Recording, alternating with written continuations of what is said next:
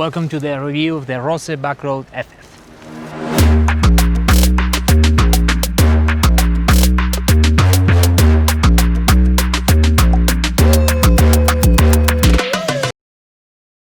In today's video, I'm going to be talking about the Rose Backroad FF. After more than 20,000 kilometers in 2 years and also more than 5 ultracycling events, we are going to be talking about all of them in the following video.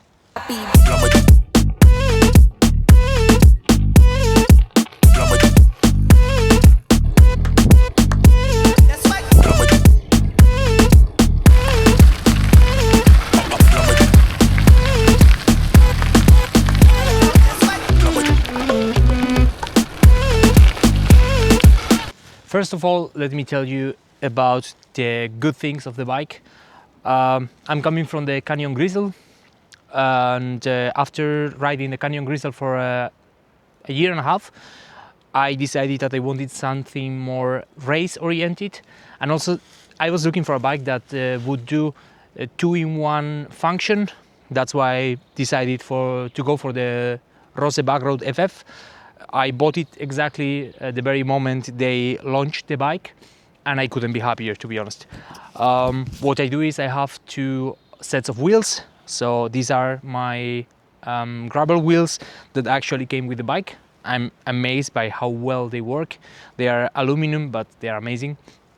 And I also have a set of Zip 303 Firecrest that are of course amazing, but I use them mainly for the road and also for the main events, as they were Basahound, Trans-Jura and Zürich. I decided to go with the lowest configuration. If I remember well, it was around 3,800 euros, but for me it's more than enough. It came with the SRAM Rival electronic. For me it was the first time I was trying electronic after coming from mechanical. And usually I would say that I am a bigger fan of Shimano, but to be honest, these work well enough. I noticed a quite big difference with the brakes, so keep that in mind. For me, still Shimano brakes are the best in the market, but still they do the work and I never had any problems with them. The thing that surprised me was that after 1 week, this part, the protection part of the bike, fell off. I don't know if it was a matter of the glue, but this is so far the only problem that I had, which talks probably well about the bike. Apart from that, and apart from usual things that break after riding so many kilometers, I never had any problems at all with the bike. And as I said, I'm super happy still 2 years after, because in the end, if I have to answer the question, yes, it does the job as a 2-in-1 bike, and that's in the end what I was looking for.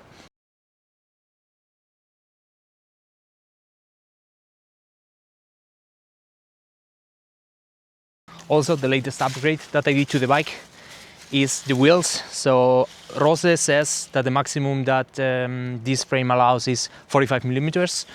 I'm not going to argue against Rose. I did ride 45 for most of the time, but just lately I'm trying 48s. I'm running the 2.4s, as I said, in 48 millimeters. They fit. There is still plenty of space, in my opinion, but for sure this is something, this is a configuration that I will use only during summer, since during winter months with the mud, and especially sticky mud, can be a bit dangerous. Also, if you made it so far, please consider subscribing and dropping a like. That helps me a lot.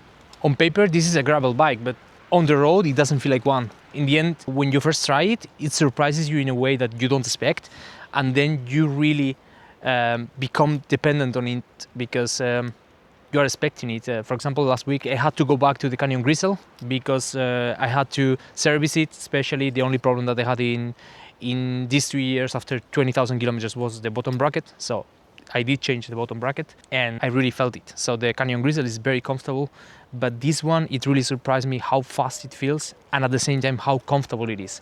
Of course, every rider is different, and if a configuration that works for me doesn't mean that it's going to work for you. but for me at least, it's the perfect bike. Another thing that they have to flag is the paint. So when they released the bike, there were only 3 colors available, if I'm not mistaken. It was this pistachio green in mate. There was also the glossy white that I think they still produce. And there was also another kind of pinkish bike that I really liked, but I think it was a limited edition, something like that. I decided to go with a pistachio green because green happens to be one of my favorite colors. But if you would ask me, probably this is the only thing that I would have changed. I still love the green, but mate, I think it's not the way to go, especially if you are someone like me that you're going to be doing a lot of kilometers in a very rough terrain, and especially if you are not a super nerd of maintaining the bike always clean and being always careful, because indeed I use bikepacking bags, and you can tell how in some places of the bike the paint kind of chipped, but still in general I'm super happy. But this is something to notice if you are considering the mate color. Just my personal opinion, I will go with the glossy finish, since I have the Canyon Grizzle in a glossy finish as well, and let's say the use of the bike and the bikepacking bags is much less noticeable, but that's also me because I didn't put all the protections in the bike. So to sum it up, is it perfect? No, as all the bikes, it has its flaws, especially nowadays that all the manufacturers are going towards bigger tire clearance. In the end here you are limited. The maximum that Rose allows is 45. If not, if you go higher, of course, you are going to lose the warranty. And this is something to consider if you really want to put some big chunky tires in the bike. But still, if you ask me, would you buy it again? 100% yes.